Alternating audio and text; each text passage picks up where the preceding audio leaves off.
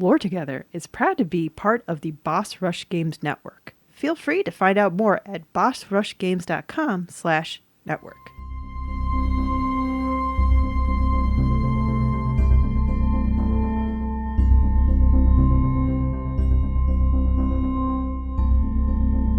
Hi, I'm Safi. And I'm Mystic. And this is Lore Together. This is the podcast where a husband and wife team go over all the storytelling, world building, and characters of video games, because it's what we like to do together. We lore together. Yep, and this is episode 125. Yes, thank you for joining us for episode 125, where we're recording on the eve of Dragon Age Velguard release, and we are looking at each other because we don't want to buy 2 copies of the game, but we're trying to figure out who gets to play it first. We'll just play rock, paper, scissors for it. Yeah. But before we get into the episode, if you'd like to contact us, there's many ways you can do that. Instagram, Blue Sky, Mastodon, Reddit, YouTube, Steam, and Discord down in the description.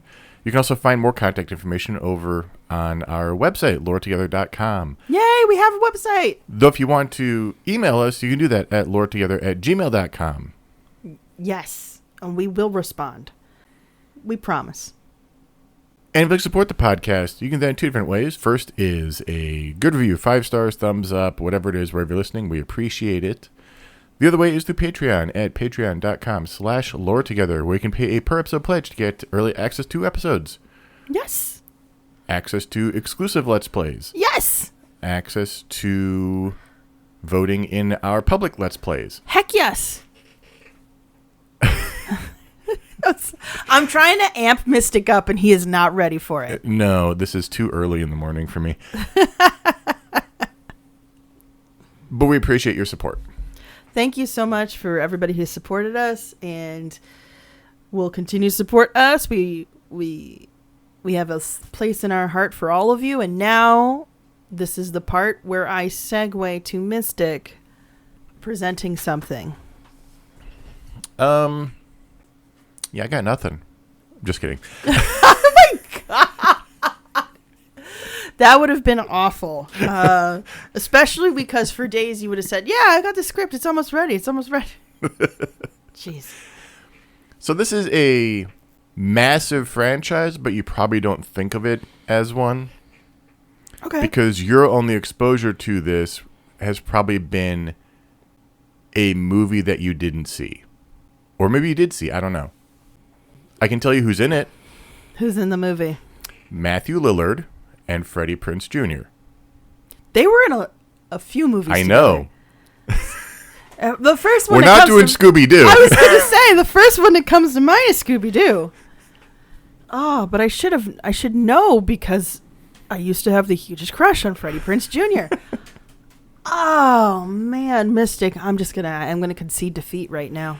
This is a sci-fi series. I should know this. I'm so mad at myself. The movie was not very well received. Is it Event Horizon? No, it's not. No, but you're getting warmer with space. I know what you're talking about because I would have been like, oh, Freddie Prinze Jr. is in it, even if I hadn't watched it. You know what? My mother's watched it. I guarantee you she has. This is Wing Commander. Oh, yeah, it is. Oh, yes. Oh, my gosh.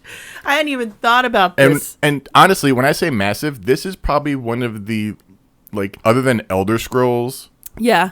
This might be the largest reaching franchise. I mean, Final Fantasy, obviously, anything that has, non-connected sequels. Yes. Doesn't count in this sense. But in terms of, massive universe, this might be one of the largest, actually. Oh, I believe it. 5 main games. Okay. 5.5 spin-offs. Mm-hmm. And I say half because we'll actually get to this game, but Super Wing Commander was a remake of the first game with some new features and more missions.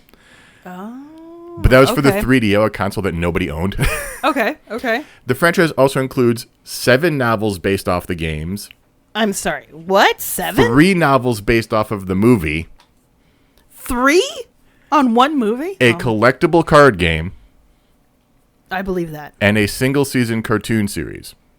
I also believe that. Yeah. Also, we're not going to get to them this time, but this franchise also includes some amazing actors. Yeah, because there's the mocap in there, right? No. Not mocap, but the full motion video. So full motion video. That's what I mean. Eventually, when we get to them, there'll be Mark Hamill, Malcolm McDowell, John Rhys Davies, like so many big names, and they're in this video game from the 90s. That's what I remember, is that it was one of the video games. And the thing is, people don't talk about how much those motion captures had these actors. Full motion video. Full motion. I say motion capture, but it's full motion video. Which is a totally different thing. Motion capture is Hellblade, Cinema Sacrifice, yes. Right? We're talking about full motion video where people are moving, like the Tex Avery. Yes, this is series. Yeah.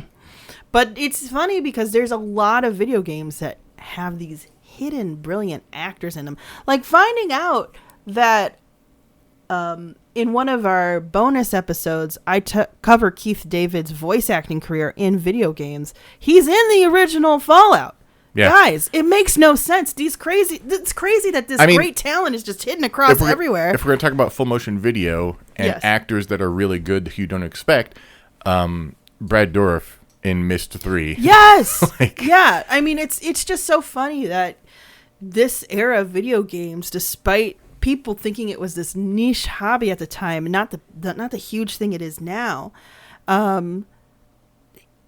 it attracted such amazing talent to it. Yeah. So now, for all we've talked about how big this franchise is, it also appears to be a dead franchise now. Oh. It rose very quickly. Mm-hmm. 9 of those 10 total games came out within 7 years, from 1990 to 1997. Oh, wow. The sole game outside that timeline was also the last release in 2007, and there was a 2D game for Xbox Live Arcade. Oh, okay. So interesting. There is a huge fan community. Mm-hmm. I am indebted to numerous fan websites. Okay, thank you, fans, for keeping up the traditions. Some of which have not been updated since 2004, but they're still up. Somebody's paying for that. Yeah. Oh my gosh. And someday we will cover its spiritual successor, Star Citizen, should it ever get out from its scope creep fuel development hell. Yeah, that's... Side note, we don't talk about how toxic it is to make video games enough, because it's a really toxic process, guys. There's no reason that people need to have 80-hour work weeks so we get video games. But that's just me on my little soapbox. It's not just that. I remember being really hyped for Star Citizen when the first video came out of Chris Roberts, in a CG fighter and all this stuff. And that, I think, was 2012. So it's 12 years. Yeah, scope creep, I think, is an underestimation. Yeah, entirely. still not the long. So the longest in development game is still, if it comes out, is going to be Beyond Good and Evil 2. They've claimed it's still coming out. It has been in development since at least 2008. They had a teaser trailer 4 or 5 years ago, right? Yeah. So, but that has been in development since 2007 or 2008. So, okay. All right. So it's still not the longest yet. Okay. All right. I want to dive into some of the background here. And though the timeline does start around 2.5 billion years BCE, when the Steltech colonized Mars, broadly speaking, even to the humans of the 27th century when the game takes place, the 2.5 billion year old tech that they find there is advanced. But we know little of the Steltech beyond the fact that they had a vast empire and then left the galaxy after that empire collapsed. Very few humans have ever met with any of them in the modern day, and then it was only to deal with this ancient drone of theirs that was wreaking havoc. Oh, wow. And that's so. To move to more immediate matters, the majority of the Wing Commander franchise deals with the conflict between the Terrans and the Kilrathi. So we're going to dive into those two factions. Oh, Kilrathi, interesting name choice. It sounds like they immediately want you to vilify them. Immediately. The Kilrathi are a feline-looking race that is your typical honor-based warrior culture. We love an honor-based warrior culture in our space epics, don't we? That's just a thing that we have to have. Even in tabletop RPGs we played, that's been a thing. It's become this trope. Yeah. I wonder who started it. I'd have to look at that. I look into that. They are huge. I think they stand about 2.5 meters, 3 meters. They can lift up to 700 kilograms over their head. Oh my, that is huge. Oh my gosh. Yeah. So they're like 2 or 3 times the size. They're big. Yeah. Of humans, yeah. They have teeth and claws, as you would expect, and are fully capable of just killing a human outright. They could sit on a human and kill them outright. I don't think they're like quite that large, but yeah, they're... When you say 3 meters, in my little thing is whenever it's short distances, I think of 3 yards. Because a yard is only a little bit taller than a meter, not by much. And but like a standard human is 2 meters. So we're talking... An extra 3 feet. Yeah, but that's not like... Okay, fair. They're, and that's like the ones who are lifting like 700 kilograms. Those are like the exemplars. We're not talking. This is all of them. Yeah. Okay, that's fair. So, but still, they're huge. They could accidentally trip over a human and kill them. It's like moose. Like a moose, you think is this docile creature because it's a vegetarian that likes to graze in the forest. No, a moose is a deadly machine of gigantic proportion. And don't you dare underestimate it if you see it in the road. You stop immediately or you're going to die when it crashes through your window. Nobody wins if you crash into a moose. It's just, it just makes me think of or bison, like the few megafauna we still have available. All right, I'm going to stop. It's just... the size of these creatures is a crazy. Okay, so that's the Kilrathi. Yeah. Okay. Well, we're gonna dive into them. Okay. The history of the Kilrathi is full of myths of ancient warriors such as Karga the hero or Vorgath the hunter, and reports of the deeds of Path Kilrathi, emperors, nobles, and warlords, who particularly distinguish themselves in battle. Okay. Their culture of honor only gets them so far without an external enemy, though. The Kilrathi would quickly fall into civil war, and this was very common before the Kilrathi gained interstellar flight, which we'll get to. Okay. How they get interstellar flight is not how I feel most societies do in sci-fi. Oh, they didn't have scientists to discover No, it. they didn't. The Kilrathi aren't just mindless combat addicts, though. Okay. Usually they tend to be pack hunters and will avoid enemy combatants when alone or in a small group. Though they will use lone warriors as a lure, that lone warrior does this knowing that they have the full pack waiting. Right. Mm-hmm. So as you can imagine, their affinity for pack combat and reluctance for solo work means that there has not been a lot of spies or solo operatives in warfare amongst the Kilrathi. However, in modern times, they have been very willing to coerce operatives from other species, usually with threats of violence, into spying for them. Yeah, no, that makes sense. It's like, well, that's dirty work. It's beneath us, but you're beneath us too. There is a superiority aspect to them. Mm-hmm. There is they're literally bigger than us, so I could see that happening. Well, no, even amongst other races, like there's another race that they deal with that is, originally they see them as beneath them, but they prove so well in combat that it's like, oh, you're actually equal. You've proven yourself. Yeah. All right, that makes sense. Capable and careful warriors they may be, they also have a bit of a blood rage to them. They can get tunnel vision, focusing on a nearly defeated foe to their own detriment as they ignore the more robust threats. But that sounds like something that has been carried over from how they've evolved, because obviously they're much more predatory than human evolution. So if it's more like this is the guaranteed meal, as the the lower part of their brain is thinking. So I could see that. Every species that evolves to higher intelligence has its weaknesses. That makes sense. So knowing they have these issues with the blood frenzy and such, they have codified some common etiquette, much of which is taught early in life using those fables of great deeds. Mm-hmm. Obey without question. Ooh. Focus on the strongest. Okay. Respond to the challenge. Now, obeying one's superiors without question is the most paramount social tenet of their culture. That's bad. That's so bad. Yeah. Imagination and creativity are only encouraged in senior commanders and nobles. So, but then you've never had any chance to practice it until you get up there. That's so horrible. Come on. Guys, Yeah. sometimes paint the painting. It's soothing. Line troops and commoners are trained to simply follow orders, specifically and without question or interpretation. There's not much room for conscious objection in this culture. It's so problematic on so many levels. The conceptual basis for this custom appears to come from the idea that a warrior given specific instructions can concentrate on fulfilling them to the exclusion of other distractions.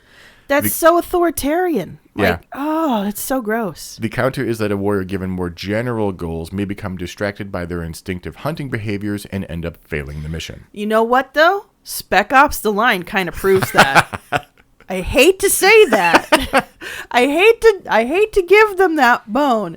I don't think it's generally true, but I do understand where they're coming on to a certain extent. But also, this is you're on your way to being a death cult real quick right now. This does have one crazy result. Apparently, if an enemy makes the mission goals unachievable by like removing said objective. Oh, we can't capture this fleet because they self-imploded or something. Yeah, the Kilrathi force will sometimes be thrown into complete chaos, particularly when the group is lacking a sufficiently dominant commander. So it's like it's like they've run into a programming error. Oh, really? It's like they can't fulfill the objective, so it just breaks down the system. Huh. Yeah. Interesting. Now, focusing on the strongest is obviously to counter their blood frenzy tunnel vision. Last, we get to responding to the challenge. Any insult can be considered the grounds for a struggle to the death. Like, any insult, you can... So there is no joking around them whatsoever. It is, in fact, punishable by death for a warrior in the Kilrathi military to back down from single combat unless the one challenged, this was interesting to find out, is a superior to the challenger. Oh, you can back out then? In which case, more appropriate punishments for the person challenging may be metered out. Getting to be in that superior rank, though, is usually the result of meeting previous challenges, so it can get a little messy. And let's not ignore the fact that challenging a superior is counter to obeying without question. Yeah, and it's interesting because, just thinking about one of the other honor cultures in science fiction that we know very well, the Klingons. The Klingons do expect you to be creative, do expect you to be innovative. They don't respect it as much in the sense of if you choose to be a Klingon scientist, you're kind of poo-pooed on. But they encourage like, oh, you think that this guy said something wrong? You guys fight to the death and figure out who's the captain of the ship now. Like, it's just respected that way. Yeah. Now, as you expect, the history of the Kilrathi is one of a lot of bloodshed. Literal centuries of warring between the clans. Yeah, and just, it's interesting that there's this suggestion that their nature kind of imposes this idea of violence. Yeah. Though they eventually found a first dynasty of an empire, the founding warrior Xag, it's an X-A-G, Xag? Xag, okay, yeah. Sure. Spouted a lot of Sun Tzu-style wisdom. In fact, quite literally, a Kilrathi baron named Jukaga Narvaka says that Sun Tzu is comparable to much of Xag's teachings. Oh, interesting. And reading the quotes, like, yeah, it's somebody at Origin just copy and pasted, pretty much. They're like, this is cool. I'm just going to tweak this letter. Okay, there we go. Jumping forward around the time of the 7th Dynastic War, this, again, is just them all fighting each other. Yeah. Because apparently that's the only thing they know how to do. And while the 8th Dynastic War is brewing, like starting up in the background, either the Utara or the Shata made contact, landing on the Kilrathi's homeworld of Kilra. Mm-hmm. I don't know which race it was. They are both credited with making peaceful contact and making a grand offering of technology in a gesture of goodwill. But we don't know which one did it first. We do not know which one did it because so the Utara are credited with the gifts of spacecraft and jump points, and the Shata are credited with offering the knowledge of interstellar travel. Regardless of the race in the story, they are slaughtered by the Kilrathi, who then use the tech to expand off their planet, offering them more opportunities for combat. The reason for this confusion is that this is all from the novels. Oh, really? And though they are both written by the same writer, I don't know which one is real, or if they're both real, or if they're... That sounds like some really bad editing, too. Like, One of the things that you have to do in the editing process if you're writing a series is consistency. It's very. This is the early days of game fiction. Yeah, like that. So and to be fair, that was also something that a lot of traditional publishers did not care about as much. Right. Because they figured as long as you get the book sale. But now that people can more easily go back and say, you messed this up and you need to release a new edition to make sense of this. Yeah. People are taking more time in the editing process to check that stuff out. So I'm not surprised. Yeah. that So that the happened. Otara are mentioned in Wing Commander Fleet Action, and the Shata are from Wing Commander Action Stations. A lot of action. Do we meet either one of those races, or were they completely slaughtered out by the... They're completely slaughtered out from what I understand. Okay. Eventually, the Kilrathi Empire came under the rule of the Kiranka clan, with an advisory council made up of 8 other clans. One of the emperors of this dynasty conquered the Aoka, a race we know literally nothing about other than the fact that they were conquered. Oh, wow. His son, so that emperor's son, when they became emperor, conquered the Wu, another race we know little about, having only appeared in one novel, though they are sizable beings, big enough that Terran soldiers are able to use the body for effective cover. Oh, like if one of them falls in battle, they're like, oh man, hide under it. Yeah, hide behind it. Oh, behind it, yeah. Like more than one person can hide behind one of these things. That is huge. Yeah. Oh, jeez. And the next Kilrathi Empire conquered the technologically superior Varni after the victorious Varni War, which only lasted 30 days and led to the near obliteration of that race. Oh, man. That's so sad. The clans continued expanding outwards without any real resistance until around 2629 when they made contact with the Terran Confederation. So let's get to them. Oh, yeah. The Terrans are basically all the humans. All the humans. They make up the majority of the Terran Confederacy. There are a couple alien allies, Okay. but they are still the majority are Terran. Kind of like, we got nowhere else to go, and you guys got it together, so can we be friends? Yes, please. The Terran Confederation is an alliance of systems and regional governments which provide unified protection and economic growth. Basically, Federation, Systems Alliance, it's the same in every single space opera, essentially. Exactly. The Confederation was formed on August 23rd, 2416, with the signing of the Articles of Confederation, the first unified Earth government since the grisly disintegration of the World Economic Consortium and the following pandemic. I don't know anything else about that beyond that. They're just a in just the a early pandemic. 25th century. Oh, my God. For much of the Confederation's history, one of its primary duties has been to provide defense for those within its borders. The Confederation military is composed of the Army, the Navy, the Marines, and the Space Forces. The Joint Chiefs of Staff command those forces individually. Okay. The first 50 years of the Confederation's existence were spent rebuilding the terrestrial industrial bases and establishing the Confederation's military tradition within the establishment of both the Space Naval Academy and the Terran Confederation Service Academy. So this sounds like we're trying to avoid the acknowledgement that people were fighting each other for a long time before this confederation finally said, "Hey, peacetime's here now. Let's fix all the broken stuff that's left behind." Well, so there is the Terran Confederation is not all encompassing. It's just the largest group within the No, Terran. I understand. Yeah. I understand. There's still, there's still offshoots. There's a Union of Border Worlds. There's a Republic of Landreach, I think. Mm-hmm. And, you still have pirates and other groups. So, yeah. In 2464, a heavily armed Pilgrim slow ship entered orbit around the moon and forced the Confederation government to sign the Treaty of Luna, which established Pilgrim title. So basically, Pilgrims are guys who went out and were out of Earth's gravity well for so long on ships that they eventually started becoming almost like a separate species. Like they evolved differently due to the changes in gravity and everything. Oh, interesting. So they signed the Treaty of Luna, which establishes Pilgrim title to all habitable worlds within 50 years slow ship travel of Earth, and forbid Confederation slow ship colonization. In return, the Pilgrims agreed to a policy of strict non-interference with Sol system affairs. So basically, the Pilgrims are, if you can get there within 50 years without a jump drive, that's Pilgrim territory.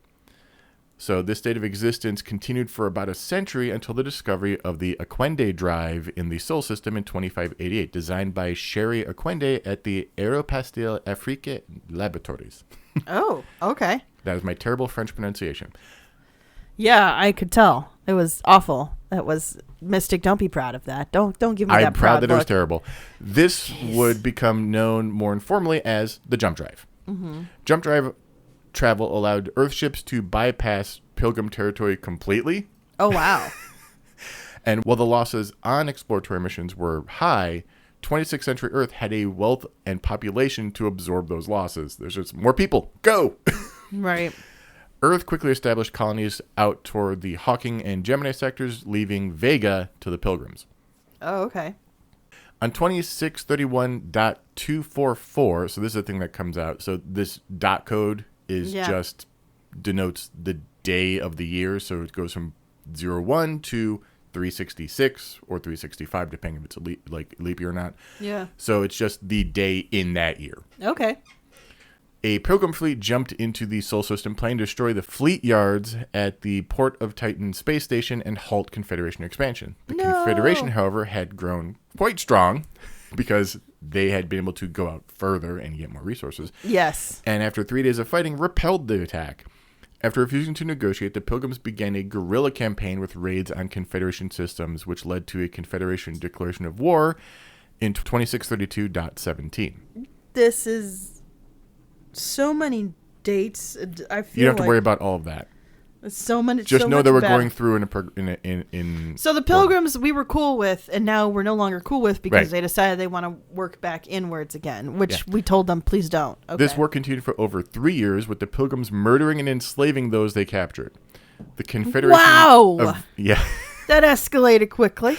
The Confederation eventually launched a grand fleet, which quickly began capturing systems. The turning point of the war was a siege on Perrin, which lasted for 7 months. After the fall of Perrin, the Pilgrims soon ended the war with the signing of the peace accords at Cygnus on 2634.049, which ended the Pilgrim alliance entirely. Mm-hmm.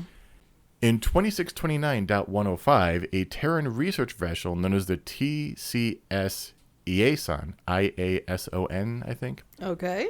was conducting research deep within the Terran-controlled Vega sector when it encountered an unidentified alien starship. Hoping to ensure peaceful contact with the unknown vessel, the captain of the Iason, Jadora Andropoulos, transmitted a nonverbal greeting to the ship's crew, and he ordered that the defenses on the Iason be deactivated. Oh, okay. 20 minutes after initial contact, the mysterious vessel opened fire on the Iason, destroying the defenseless vessel and killing its entire crew. All right. That's war. That's just straight up going to be war now. Sometime later, the vessel was identified as the destroyer KIS Kirathkin, a warship serving as with the feline sentient species known as the Kilrathi. Okay. Upon receiving word of the disastrous engagement, the Terran Confederation sought to establish peace with the Kilrathi because, could just be a misunderstanding. Yeah, we have no idea. Look, we'll give you one fumble. I understand that you might have killed some people. And Oh, no, we're going to go for more than one fumble. Spoilers. Oh, I'm sure. No. I'm just saying in this moment, you might be willing to give them grace. You know what this reminds me of? The movie Mars Attacks, where there's the one meeting and everybody dies at that meeting, and they try to do a second meeting, and there's a big sign that says no doves because they think the release of the doves was a symbol of war to the Martians. No, they're just campy Martian villains. Yeah.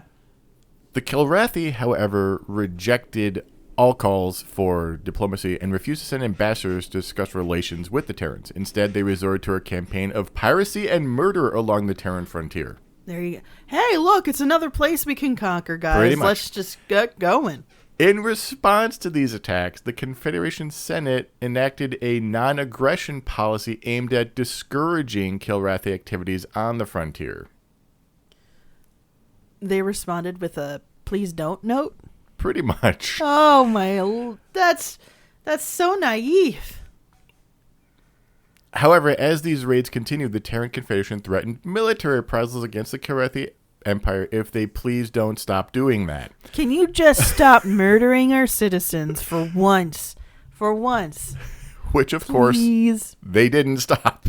I mean, yeah, I guess when you come from a culture that's trying so hard to work towards peace and like fight against this divisive instinct we have because we know it doesn't serve us, and then you meet a race of people where that's the only way you prove that you're worth something. Yeah, there's going to be some confusion. So after 5 years of undeterred piracy and murder. How I can't imagine there were like riots in the streets about this, being like, how many people you're going to let die before you finally admit that these people are not worth talking to? The Kilrathi attacked a civilian vessel in 2634. This vessel, a transport known as the TCS Anna Magdalena, was ferrying orphans to their new homes on the planet Dieno, deep within the Vega sector.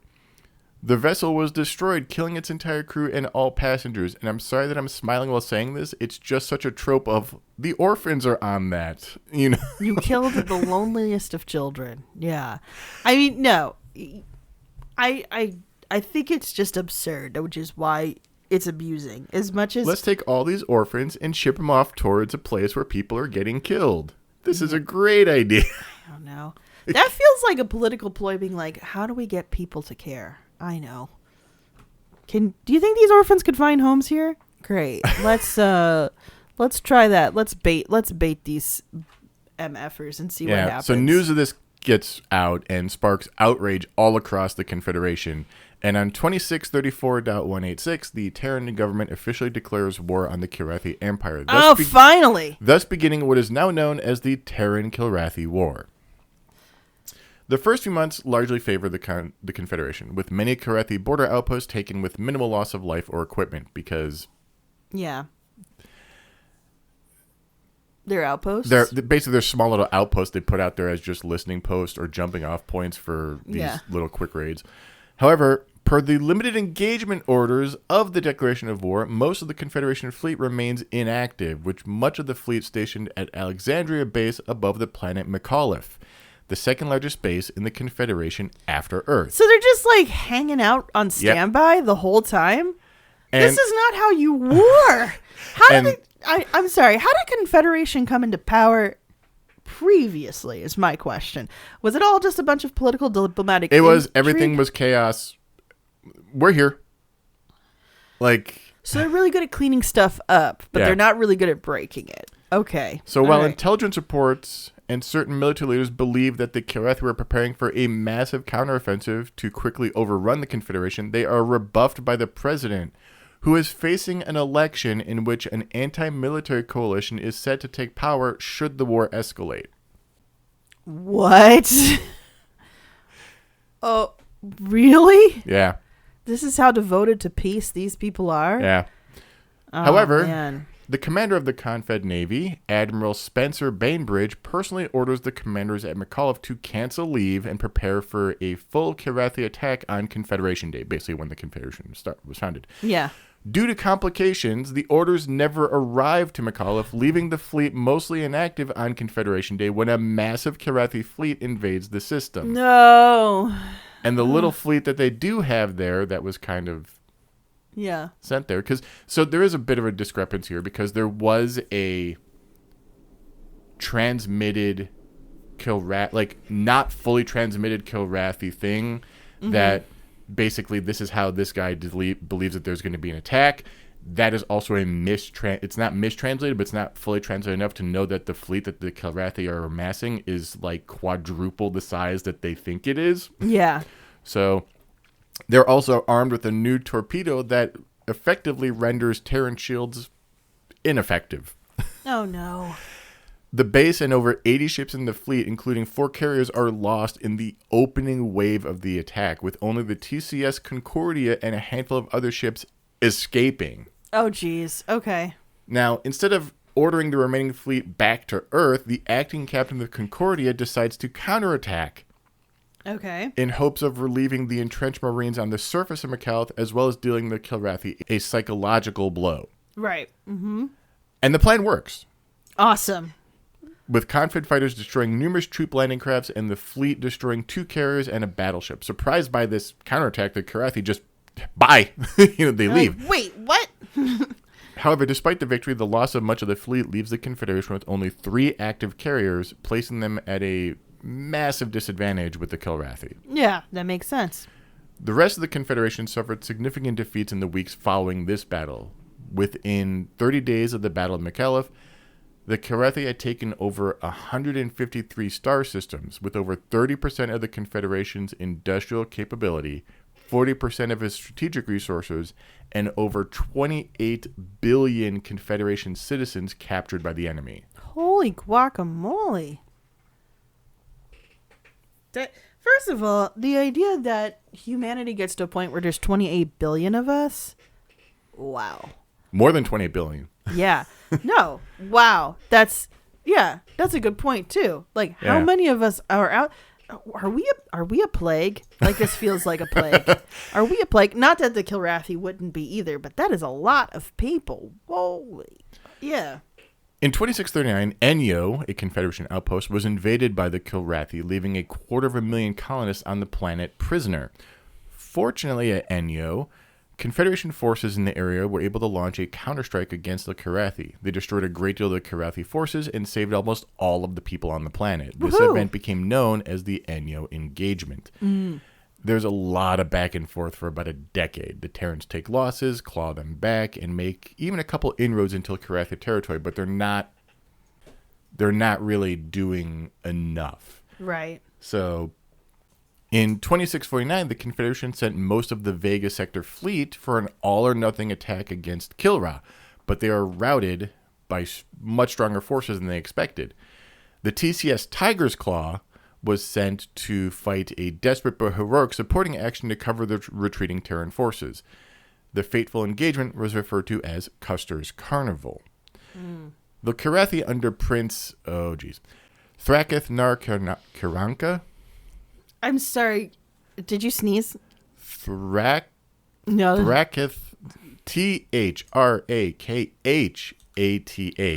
I'm not helping you with this one. I can't. Fine. I don't Prince know. Prince Thraketh Nar Kiranka proceeded to use some very different strategies against the Confederation. For example, they manipulated the primitive Dioscurans, posing as deities, in an effort to turn them into pilots, using some old surplus ships, to fight against the Confederation. Basically, your gods demand this.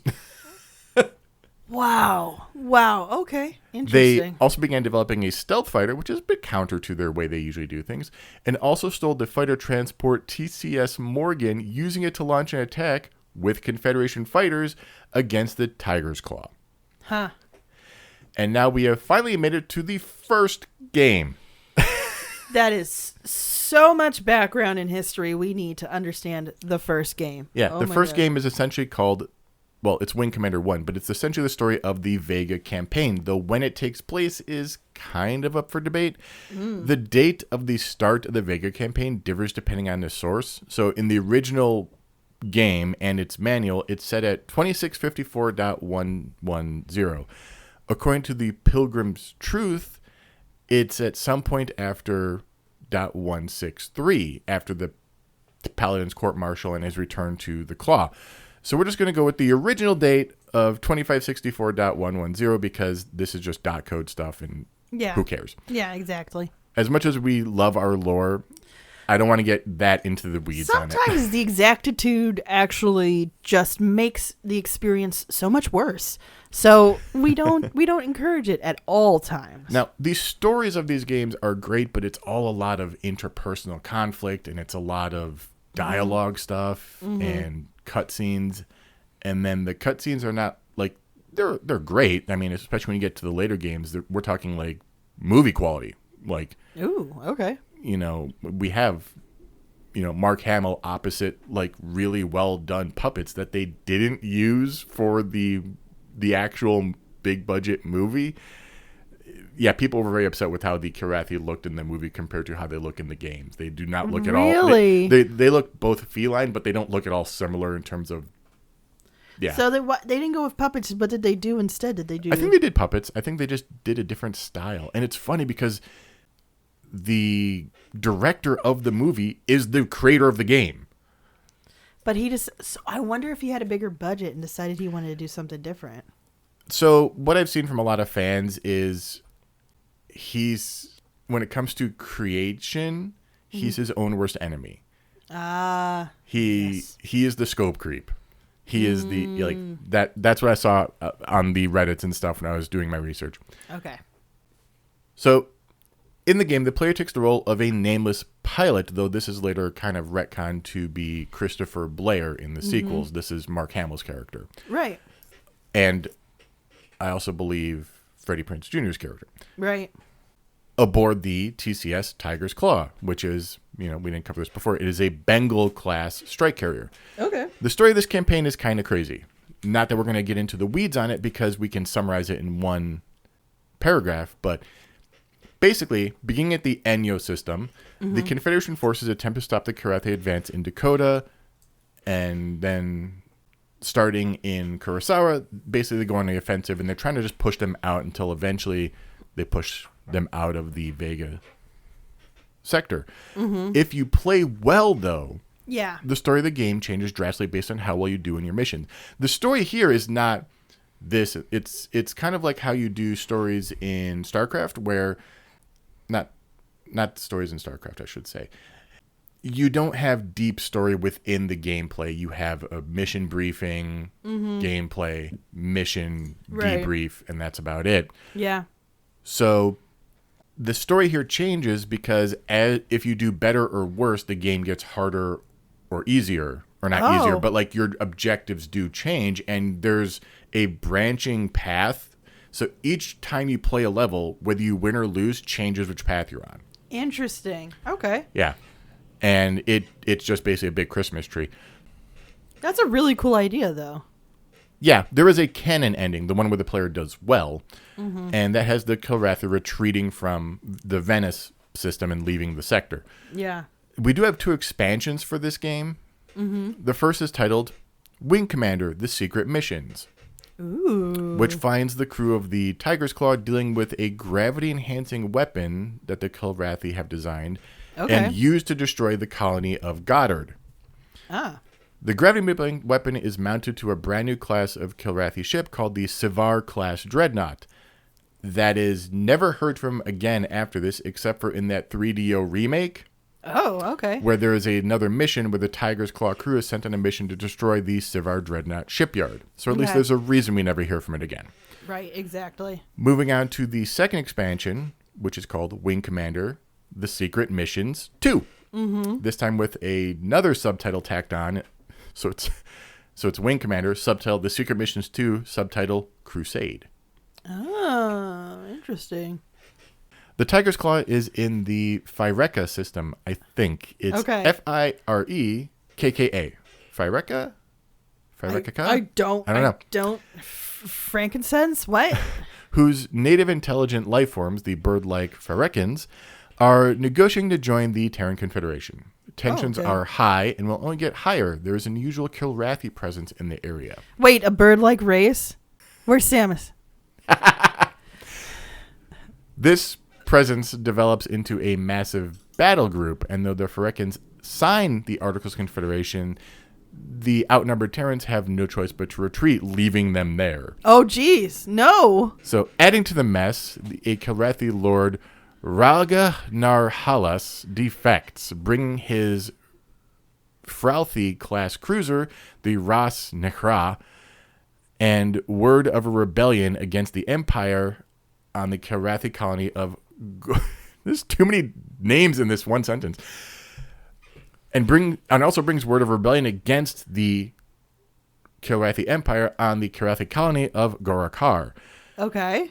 So the Kilrathi presence in the Fireka sector is eventually explained by an all-channels transmission from the Crown Prince, who I'm not going to say that name again that we did before. It's the same one. It's the same Crown Prince. Okay. Fireka has been chosen as the site for this year's Rite of Sivar, a religious festival that involves live sacrifice. Well, okay, that's a lot happening in just one small part of the universe right there. So everything is just going haywire now. Bloodshed is bound to happen one way or another. Seeing the chance to strike a heady blow to Kilrathi morale, the Confederation assigns its Phyreka sector resources the task of disrupting the ceremony, which includes the player and their crew. The fighters from the Rasnikra, which is that defected carrier, are put to work on reconnaissance missions, and Terran troops begin landing in secret to disrupt the base. Between both of these forces, the Phyrekans, who are great warriors and stuff, like not on the same level, I think, as the Kilrathi, but like... Yeah, they know their stuff, okay. And some of the Confederation's best pilots and tacticians, the Sivar ceremony is utterly wrecked. Oh, wow. And the Kilrathi are forced to retreat, though they do take a number of important Phyrekans with them as hostages.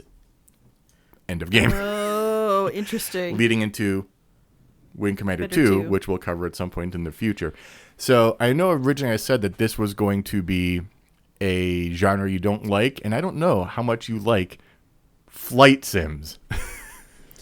I'm not great at them. I never got intrigued by them. So it's so funny you mention that too, because I remember we had family friends who had a computer before we did, and they had a flight simulator, because I feel like for certain nerdy people, like there's something really relaxing about a flight simulator. And my brother tried it and really liked it. I never wanted to fly. There's something about being on the ground that feels really great. So as much as I'll take, commercial airline flights, I never wanted to fly my own plane. Never wanted to be in a submarine either, which is now another discussion for another day. Yeah. But wow. Yeah. I feel bad that we glossed over the game so quickly. But again, there's so much you had to cover. Yeah. Oh my. And again, like this is the early game. We're talking bitmapped characters and some text. We're not even. I think there's voice acting. I don't remember. We're not at the full I have not played video this since I originally had a computer. I've not touched Wing Commander since the 90s. So it's been a long time, and there's been so many games since then that I don't remember. But yeah, I do own them all, so we're gonna have to play them eventually. Okay, I'll give it a try. Well, I'm sorry, I don't own the 2007 game. So, and also anything that involves a joystick, I'm awful at. I'm just awful at joysticks. I've tried joysticks before. They're just not even like the only thing that I feel responds well to the way that I is a Switch controller. Is a Switch controller. I think because it's shorter, because I always assume things are more sensitive than they are. But then once it's not sensitive enough, I overcompensate, and for it being as little stubby as it is, it makes up for my really bad coordination with a controller. But we don't have a joystick, so we're going to be playing with keyboard and mouse. Yes. So the funny thing is, even though I played this back in the day, I never knew there were expansions. Like I knew there were sequel games. There's Wing Commander 2, there's the Privateer series, so there's like other games that I knew about, but I never knew there were expansions. Huh. Interesting. So that's kind of why I gave, especially the Phyrekans, like it's like, okay. And I never played the sequels. I only played Wing Commander 1. I still think Samus is on that planet somewhere. I just, you can't, no, it's in my head canon. That Wing Commander and Metroid are secretly in the same universe. You could make that work. Maybe. That's a project for another day. Yeah. That's what I'll be playing. So a reminder to everybody who may not know, the Thursday after this releases to the public, because patrons do get this a couple days early, this will be doing a first hour live stream of I'm assuming the original Wing Commander. Yes. So we'll see how well I do with that flight sim. Because there's no way I'm going to be able to get the 3DO. Like, is there even a 3DO emulator out there? Like, yeah, there's no way. Probably, but yeah. Well, you know what? Yeah, you're right. Stranger things have happened. But keep in mind, so that and then alternate Thursdays will still be in space with Mass Effect 2 Let's Play. We have, where are we on again? We are on Horizon right now. On Horizon. Yeah. So Is it Horizon? It's the midpoint of the game. So yes. Not quite the midpoint, but it's Mm-hmm. All right.